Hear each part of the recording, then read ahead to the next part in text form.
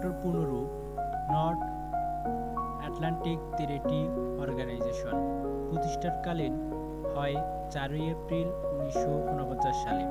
ধরন সামরিক সহযোগিতা জোট।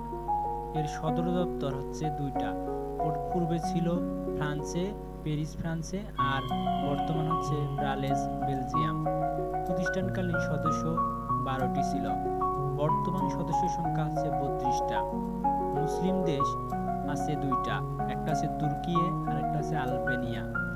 সর্বশেষ সদস্য দেশ হচ্ছে সুইডেন, যা ৭ই মার্চ ২০২৪ সালে সংযুক্ত হয়। প্রথম মহাসচিব হচ্ছে লর্ড ইয়েসমে, বর্তমান মহাসচিব মার্ক রুটে। দাপ্তরিক ভাষা ইংরেজি ও ফার্সি। বিপরীত সামরিক বাহিনী বিহীন সদস্য দেশ আইসল্যান্ড। উদ্যোক্তা রাষ্ট্র যুক্তরাষ্ট্র।